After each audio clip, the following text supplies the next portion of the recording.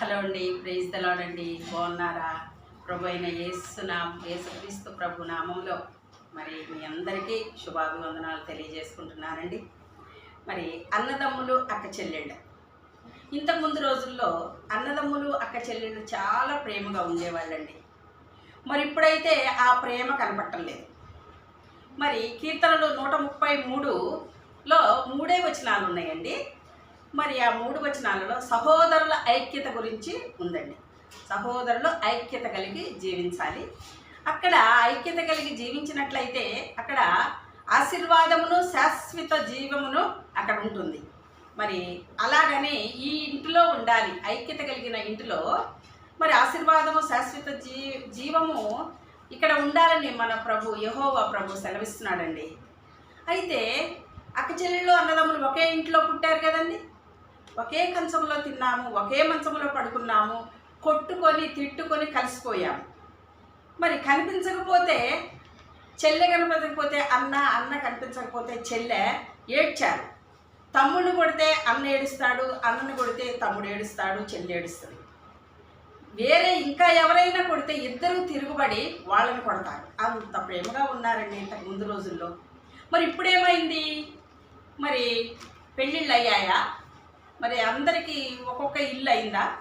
మరి మీ భార్యలు మరి మాట విని మరి మీ చెల్లింటికి మీ తమ్ముడింటికి వెళ్ళట్లేదా?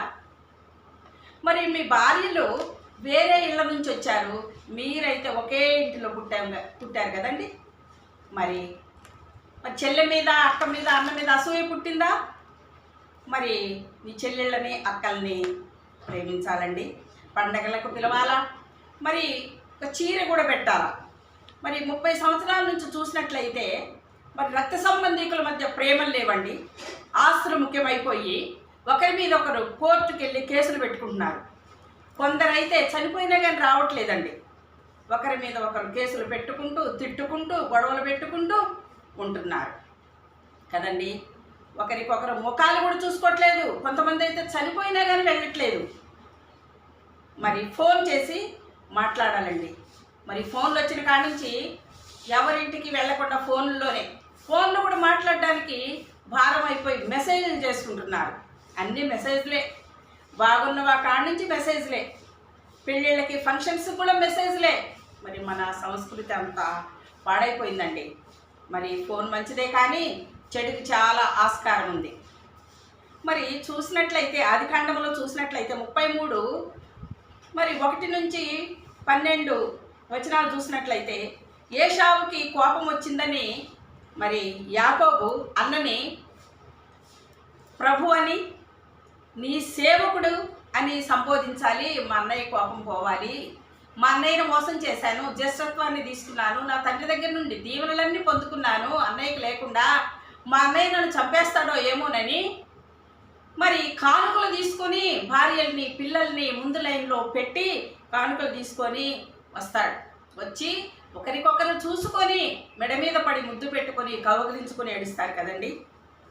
మరి కానుకలు ఇచ్చుకుంటారు. మరి మనం కానుకలు ఇచ్చుకోవద్దా? ఒకరికొకరు చేసిన తప్పులు క్షమించుకోవద్దండి, క్షమించుకోవాలి. చేసిన మేలులు, ఇంతకుముందు చేసిన ఒకరికొకరు చేసిన మేలుడికి కృతజ్ఞతలు చెప్పుకోవాలి కదండి. మరి మర్చిపోతే ఎలా? మనం రక్త సంబంధికులు, ఒక్క తల్లి కడుపులో పుట్టాం, ఒక్క తండ్రి బిడ్డలుగా ఉన్నాము. మరి చనిపోయేంత వరకు సహోదరుల ఐక్యత కలిగి జీవించాలని ప్రభువు చెప్తున్నారండి. మన సమర్థలుంటే క్షమించుకోండి, ఇది కదా ప్రభువుకి ఇష్టం. మరి కక్షలతో ఉంటే తల్లిదండ్రులు ఎంత ఏడుస్తారండి. మరి మా దగ్గర మరి ఇంతకుముందు నేను పనిచేసిన కాంతమ్మ గారు, పిహెచ్ఎన్ గారు, సుందరి నా తమ్ముళ్ళని, నా చెల్లెళ్ళని నా గుండెల మీద వేసుకొని పెంచానమ్మాయి అని అన్నారండి. అనేవాళ్ళు నిజంగా మరి ఇప్పటికి అలాగే ఉన్నారు. మరి దేవుని పిల్లలం కదండి. మరి ఒక్క పాత్రలోది ఆరాధన సమయంలో ఒక్క పాత్రలోది ద్రాక్ష రసము, మరి ద్రాక్ష రసాలు మనం తీసుకుంటున్నాం. మన యాజకులు, మన గురువులు మనకి ఇస్తున్నారు. మరి క్రీస్తు శరీరంగా, క్రీస్తు రక్తంగా మనం స్వీకరిస్తున్నాం. కాబట్టి ప్రేమ కలిగి ఉండాలండి. మరి ఈ సమయంలో ఇంకా కొంతమంది సహోదరుల్ని మరి ఒళ్ళెక్క, మరి విజయలక్ష్మక్క, మరి మాధవి, మరి వీళ్ళందరూ కూడా చాలా ప్రేమగా వాళ్ళ అక్క చెల్లెల్ని, వాళ్ళ బంధుమిత్రాదులను అందరూ చూసుకుంటారు. వాళ్ళ దగ్గర నుండి నేను ఎన్నో నేర్చుకున్నానండి. మరి కాబట్టి మనము అందరితో మరి ఒకవేళ నీ చెల్లిని క్షమించలేవా, నీ తమ్ముడిని క్షమించలేవా? క్షమించాలి. అన్నయ్య చెల్లి అని పిలుచుకోవాలి, వెళ్ళాలి, రావాలి. మరి ఆస్తుల విషయమే, ఆస్తులే గొప్ప అండి, రక్త సంబంధం గొప్ప లేదా? మన రక్త సంబంధాన్ని ఎప్పుడు మర్చిపోవద్దు. మన ప్రభువుకి మనకి ఉన్నది కూడా రక్త సంబంధమేనండి. కాబట్టి ప్రేమైన వారలారా, మరి ఒకరికొకరు క్షమించుకుంటూ ఒకరికొకరు ప్రేమించుకుంటూ మనము ఉందామండి. మంచిదండి. మరి షేర్ చేయండి, సబ్స్క్రైబ్ చేయండి. మరి మీరు ప్రోత్సాహపరిస్తేనే కదా మరి నేను కూడా మరి కొంచెం శ్రమ కూడా అనిపిస్తుందండి. ఎందుకంటే మరి వీడియో తీయడం, మరి నా ఏజ్లో నేను అందరూ కూడా కొంచెం దేవుడి గురించి కొంచెం ఎక్కువగా తెలుసుకోవాలనే ఈ ప్రయత్నం చేస్తున్నానండి. థ్యాంక్ యూ వెరీ మచ్ అండి. ఒక చిన్న పాట పాడుకుందాం. చేరితిన్ని సన్నిధానం శరణమీయవయా, శరణమీయవయా మా ప్రభువా, శరణమీయవయా. జీవంకి ఆధారం నీవే, జీవంతో నింపు, జీవంతో నింపు మా ప్రభువా, జీవంతో నింపు. శాంతికి ఆధారం నీవే, శాంతితో నింపు, శాంతి. ప్రేమకి ఆధారం నీవే, ప్రేమతో నింపు, ప్రేమతో నింపు మా ప్రభువా, ప్రేమతో నింపు. ముక్తికి ఆధారం నీవే, ముక్తితో నింపు, ముక్తితో నింపు మా ప్రభువా, ముక్తితో నింపు. చేరితిన్ని సన్నిధానం శరణమీయవయా. ఆమేన్. ప్రైజ్ ది లార్డ్ అండి. చిన్న ప్రార్థన చేసుకుందాం. పరిశుద్ధమైన ప్రభువా, పరలోకమందున మా రాజా, నీ పాదముల వందనాలు, నీకు స్తోత్రములు నాయనా. అయ్యా, మరి అన్నదమ్ముల మధ్య, అక్క చెల్లెళ్ళ మధ్య ప్రేమని నింపు ప్రభువా.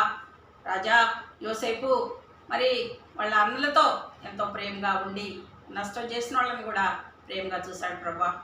మరి రాజా ఇట్లా మరి ఎంతోమంది ప్రేమ లేకుండా కక్షల కార్పణ్యాలతో ఉంటున్నారు. కాబట్టి వాళ్ళందరినీ ప్రేమతో నింపి మరి నీ యొక్క నీడలో ఉంచుకోమని, జ్ఞానంతో నింపమని ప్రేమైన యేసయ్య నామములో అడిగి వేడుకొంచున్నాం తండ్రి.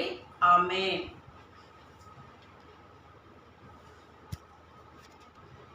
హలో అండి, ఒక టిప్ అండి. ప్రతి కూరలో కరివేపాకు మరి ఎల్లిపాయ వేయకుండా మర్చిపోబాకండి. ఎల్లిపాయలు 2-3 పాయలు దంచి వేసుకోండి. Thank you very much. Share